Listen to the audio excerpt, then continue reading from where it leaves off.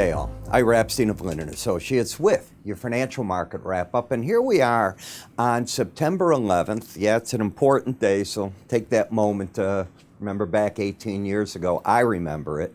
But we're on September 11th, 2019, and I do remember sitting at my desk with everything coming in. The aftermath was terrible.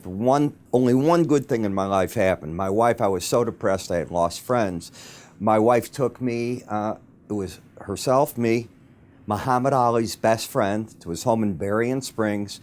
We were there at least 5 hours with him. I got pictures in the gym with him at that time. This 18 years ago. He was still working on the ring parts. It was phenomenal. I have all these photos and signed gloves and everything else. He was actually there signing the books for Jeff Koons that was coming out. But that's another story. In any case, it was terrible. Terrible experience, and we shouldn't forget it, and I'm glad the Taliban aren't meeting with the president. In any case, as we look at the markets, an update today, and it was relentless. The market just stayed higher throughout the day. We saw gold rally today with a stronger dollar, a weak euro, and you're going to come in the morning and we're going to get that important piece of information that weighs on us. What's the European Central Bank going to do? And then Mr. Draghi's conference. That all takes place Chicago time around 7:30 in the morning. So you might want to be attuned to that. Down in the energy markets, as it appears more and more that the president is saying that he does want to talk to Iran and he's willing to break the ice in some manner. He's not going to remove all the tariffs. The question is, do the Iranians want to be stubborn about this? How stubborn? Too stubborn, they're going to get nowhere with him. In the grain market at 11 o'clock in the morning, you have the USDA WASDE report. Big report. We'll see what that does. So let's go right here and see where we're at. As you know, the market is coming back up. You're at 30.02. The all-time high close is 30.2450 in the S&P 500 index. This is a close-only chart. You're still in an up thrust. It started at 28.55. Now it's 157 points higher. As you take a look at the market, just yesterday we were saying, look at this consolidation. You've got to get over these highs to get another level going, and that's what it did.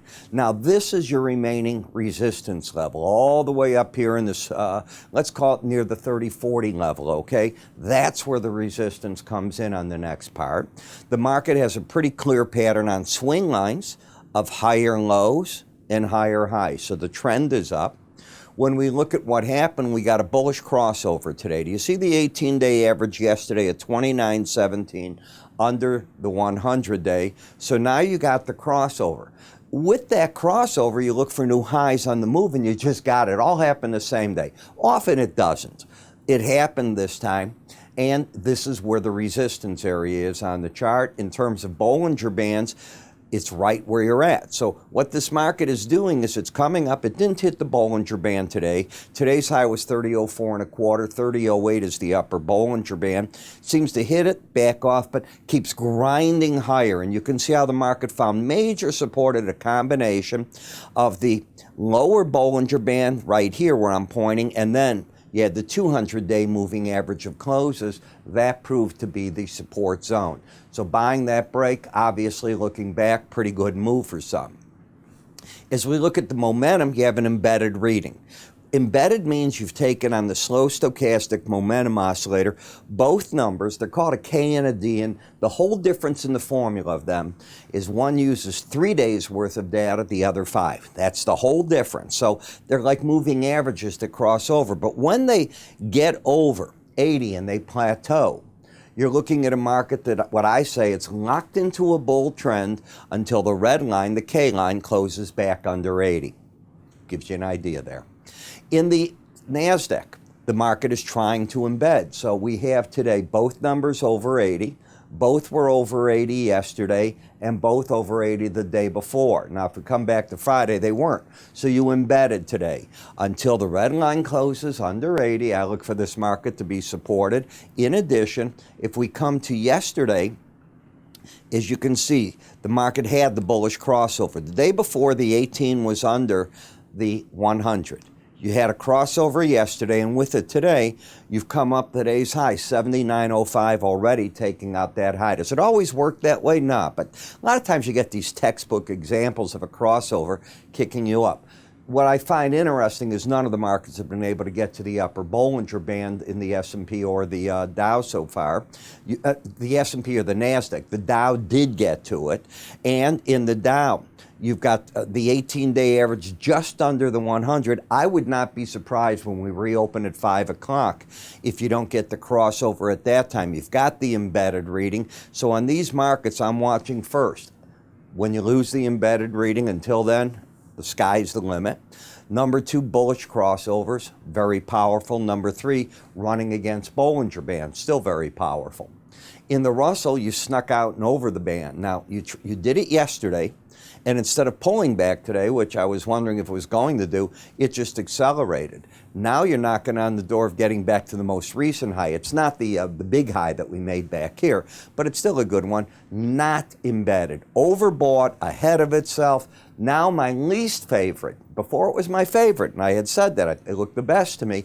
Now it's my least because it's overbought, not embedded.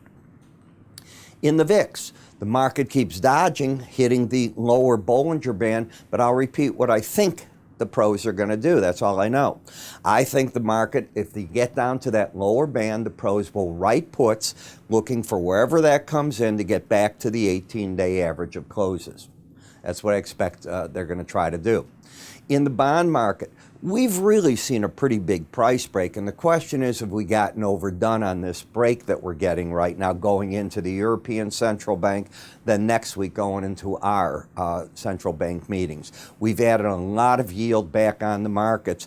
I'd be concerned with 2 days under the Bollinger Band.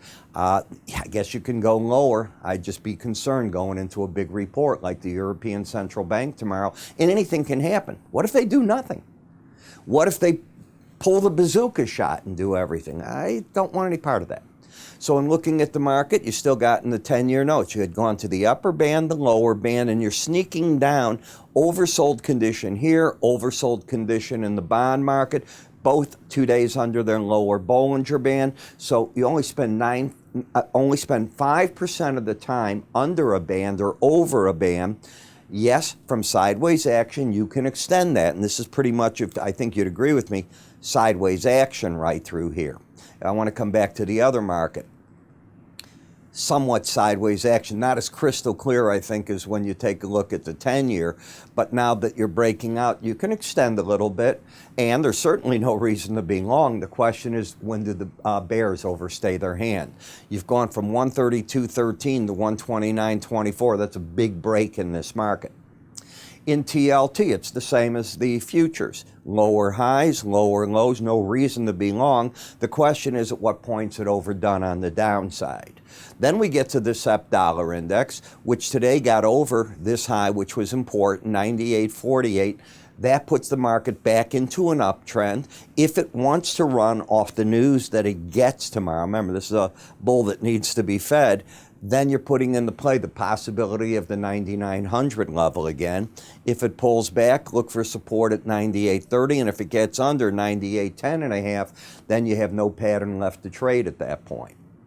In the eurocurrency, still bearish, lower highs, lower lows. So the market looks bearish going into the report. Remember what reports and monetary policies that can go either way do. Everything that this market's got built in can be thrown out like that. And the market will look at it and do two things. And when I say be thrown out, the bank can do exactly what the market thinks. One sector says, you know something? The market's already built that in. Let's go the other way. Another sector goes and says, hey, they didn't do enough. It goes another way. I leave that to the other element of people. Algorithms are going to take over the trade in this as soon as the bank tells you what the policy is. In the British pound, you saw today that the Scottish courts have overturned, well, they didn't, let me say, they ruled against Boris Johnson. That is now going to go to the Supreme Court of the UK, and they'll decide if his prorogate, I think that's what you call it when you end Parliament early. It's a crazy word. Why don't we just say suspend Parliament until they reconvene again? We'll see if he did it legally or not, according to what the courts say. They may call Parliament back in. They may say, no, he was within his standing. And if they rule against him at the UK, that level, he's got a real problem with everything. Then the Queen gets involved because he convinced her that they should do this. Problems. In the yen, down to what I'd call major support level now. Now think of how this market is set back with bonds and notes and all. When the market was petrified, interest rates were going to 1% on the 10-year, and how this market is now set back as we realize nothing goes that much that fast, and that's what's going on. In Bitcoin, you're just drifting around. I don't know why the chart dropped here, but you have a pattern of a higher high, lower low, and you keep fighting at the 18-day average of closes. In the energy markets, the word of the day was the president considering how does he break the ice to start talking to Mr. Rouhani, the president of Iran. And if Iran sticks with, well, you got to drop all your sanctions against us, whistling in the breeze, that isn't going to happen. So the question is, the market starts hearing that news. Notice where it failed, which I always find fascinating, that piece of news. This is how you looked yesterday. And we were talking here, well, now you're up to both these numbers. You're in the key resistance, you're overbought, and the market gets that piece of news. You don't know that's going to happen. Nobody knows that's going to happen.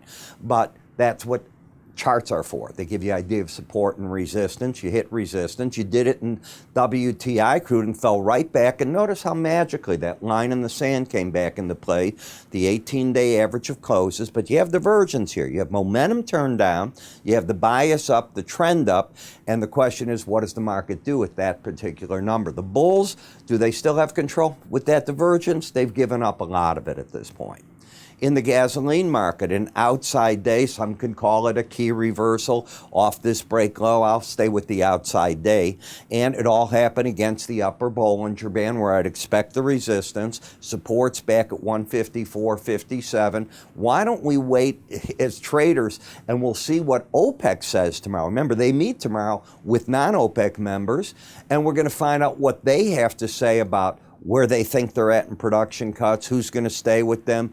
I already saw that Iraq says it will be at 100% compliance very, very shortly. So I don't know what this all means. I doubt that they're talking deeper cuts, but you just don't know. Nat gas. Yesterday, I got snookered here. And the reason is you finished at 258. I thought it finished the other way, just a fraction over it by 2 ticks. As it turns out, it closed under it. And that's what I was looking for.